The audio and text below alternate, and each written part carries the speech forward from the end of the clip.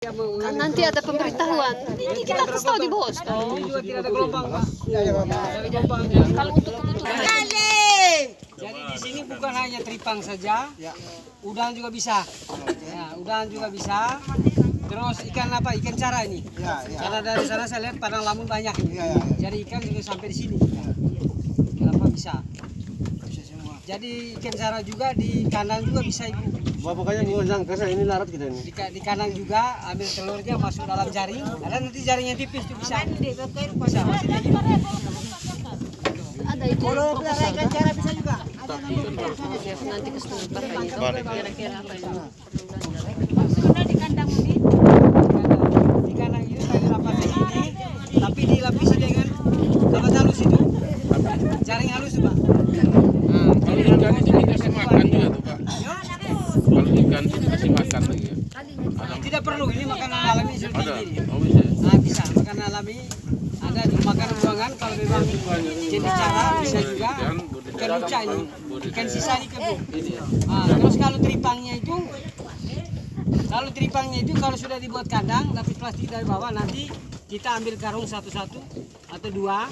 Di dalamnya ditaruh makanan seperti dedak padi juga, atau kotoran ayam atau kotoran kambing. Tapi jangan kasih langsung masuk ke dalam karung, baru ditaruh di dalam kandangnya. Halo, dengar lo ya. Gitu nanti. Gitu. Jadi makannya bagaimana dia keluar? Dia keluar itu lewat air nanti bisa dimakan. Lewat itu. Jadi itu. Jadi sini kalau Pak tancap kayunya kuat. Lokasi nama Kuat karena apa dia barangnya pasir. Kelumpur dia. Toro endek apa namanya? Toro Ende. Sampai di situ juga bisa semua Pak. Keuntungan dari begini Bu ya, dari karena ini menyangkut kawasan ya. Jadi keuntungan dengan ada kegiatan begini kita bisa mengurangi kegiatan bongkar karang di laut. Kan begitu, tidak merusak laut, bersahabat kita. Terus yang kedua, kegiatan yang pengurusakannya lain kita bisa kurang karena kita fokus di sini. Itu dia punya keuntungannya. Terus bisa juga apa seperti ikan apa tadi, ikan cara. Jadi ikan cara ini bisa dikandang juga. Dikandang. Ikan cara, kerapu atau sunu bisa dikandang. Tetapi kalau sunu atau kerapu harus ada lakinya yang lepas di sana. Tapi dikandang juga. Gitu. Dikandang. Nah, bagaimana menurut Ibu supaya telurnya tidak keluar? Nanti telurnya tidak keluar kita beli jaring khusus yang kecil-kecil tuh, yang tidak bisa keluar. Nanti telurnya lepas di dalam. Kalau sudah musim kawin nanti sebenarnya kandang ada 3 Ibu. Ada namanya dia punya induk kolam kandang tersendiri. Terus dia punya telurnya kandang tersendiri. Kenapa begitu Ibu? Karena dengan adanya kandang tersendiri, ketika induknya melepaskan telur atau ketika ada telurnya nanti di kandang, induknya dipindah lagi ke rumah semula ya, atau kandang semula supaya dia tidak makan telurnya itu. Hingga kemungkinan untuk dia bertumbuh atau berkembang tinggi. Begitu Ibu. Jadi jangan campur antara induknya sama telurnya. Nanti kalau laparnya apalagi kandang ini ya. Kalau dia lapar induk jelas dia makan sendiri telurnya. Nanti itu kalau sudah di kandang nanti dia kawin, itu induknya ada kolam tersendiri ya, ada sekat tersendiri biar tidak besar. Ayo mau musim kawin setelah dia lepaskan telur baru kita pindah Pak. Kan begitu. Jadi biasanya perlakuan budidaya begitu. Terus yang kedua, nah, jadi trik kawin ada 3 itu ya. Yang kita lakukan selama ini kita dari alam mungkin kawin secara alami saja. Ya, kita tapi kawin di sini ada kalau ada kandang begitu nanti kita ada calon hidup kita potong dia belah antara induk jantan induk betina belah. Setelah belah itu induknya kita ambil kita jual, tapi telurnya itu kita aduk nanti masuk dalam wadah, nanti ditaruh di kolam itu tadi, kolam dia punya penetasannya. Itu hasilnya bagus. Jadi cara kawinnya ada 2 Ibu. Kawinnya itu ada alami, itu yang di alam begini kita ambil, dia lepaskan telur di alam begini, dia berkembang sendiri. Terus yang 2 kawin secara kita buatan kita sendiri. Misalnya mana calon induk jantan betina kita lihat semua fisiknya, baru kita belah dia nanti. baru dia punya sel telur dengan sel sperma dicampur. Nanti campur itu taruh dalam baskom atau 2-3 hari, baru lepas lagi di kandang itu yang ada ukuran kecil. Jalan kaki atau sini 1 minggu bisa kontrol. Dia sampan dayung atau jalan kaki dari sana kontrol bisa. Nah, sekarang begini lagi. Bagaimana kandangnya tadi? Kandang itu jelas dari kayu atau dari besi ya. Kita buat misalnya rumahnya seperti apa, desainnya 2x3 atau 3x3. Kita tancap. Setelah tancap nanti ada tiang pelakung nanti atau tidak usah pakai pelakung karena ini harusnya tidak ada. Jadi tancap begitu tancap ada pemberat. Pemberatnya ada batu atau cangkar ditancap atau kayu ditancap. Kalau sudah ditancap kita lepaskan hidup ini, tapi kita buat pengamannya seperti jaring itu dipasang.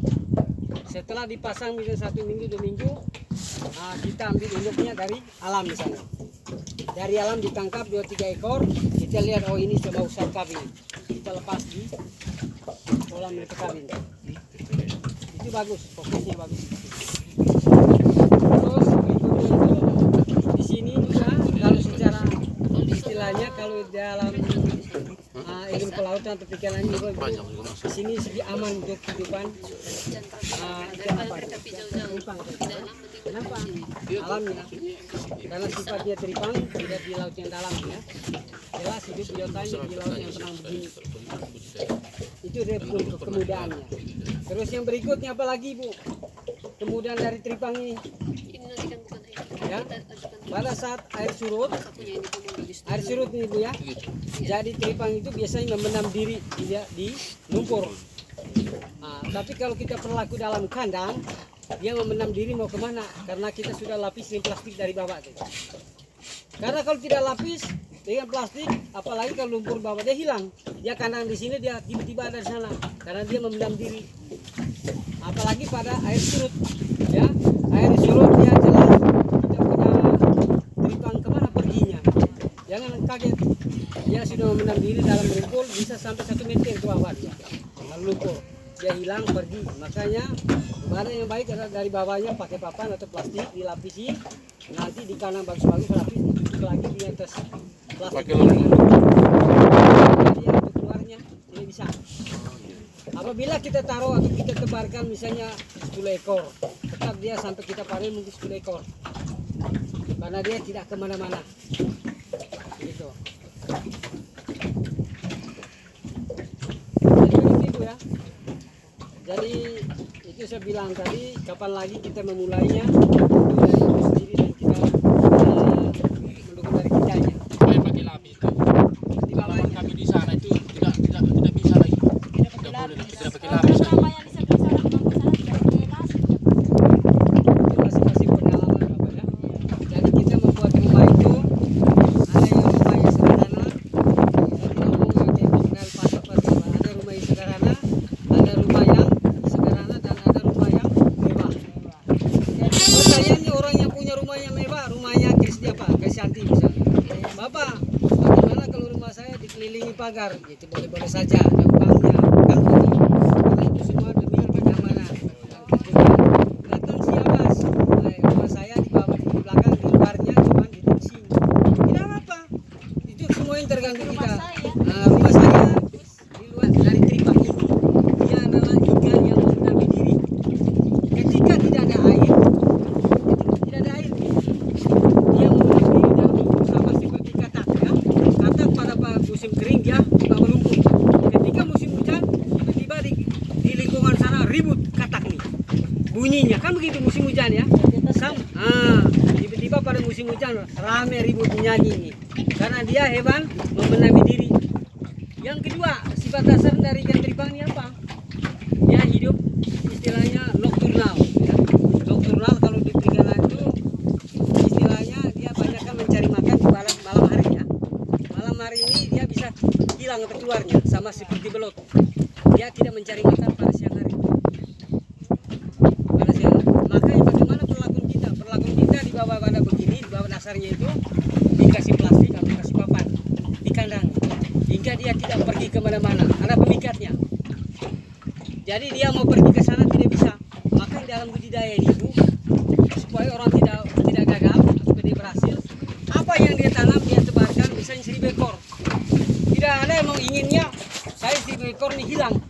ada. Bagaimana upaya dia? Yaitu kandangnya, itu saya bilang kandangnya di bawahnya dibuat plastik, kalau memang plastik kan murah ya, atau baring itu sendiri. Jika di ujung bawahnya, kalau lumpur di atasnya, hingga dia untuk memenangi diri agak susah itu, susah. Itu apa? Jadi itu kembali pada sifat ikan tadi. Masih apa nih? Jadi kembali pada sifatnya. Pak RT begini Pak RT. Jadi itu kembali pada sifat ikan. Ya, karena sifat ikan ini ada yang suka air tenang, ada yang suka air keras ya. Ada yang tidak pernah kasih masuk air. Contohnya ikan hias ya. Ikan hias mau bertahun-tahun dia hidup dalam, dia punya wadah itu di dalam akuarium bisa, karena sifatnya dia. Ada juga ikan ini ditaruh air dalam botol di dalam rumah ini dia hidup. Kenapa? Dia tanpa butuh, karena itu sifat dasarnya. Ada juga sifat ikan kalau tidak ada air mengalir dia mati. Macam-macam sifatnya, sama seperti kita manusia. Orang Eropa lain, orang Papagarang lain, orang Rinca lain, sifatnya berbeda-beda. Tapi intinya perlakuan di budidaya supaya bagaimana hasilnya bagus, hasilnya memuaskan, itu tadi harus betul-betul dirapiin saya. Sama seperti kita buat kandang kandang kambing, supaya kambingnya banyak tidak hilang atau tidak mati keluar, dia harus buat kandang supaya aman, kan begitu. Tapi itu sementara, bukan sementara, pasti di sini Bapak. Jadi di sini gelombangnya sudah tidak ada. Musim barat pun itu mungkin tinggi segitu. Tidak dia. Di sini harus ini kalau kita bagi satu orang misalnya ukuran 3 kali 4 atau 4 kali 4. Ya. 4 kali 4 itu 4 kali 4 kalau kita analisa hasil pasar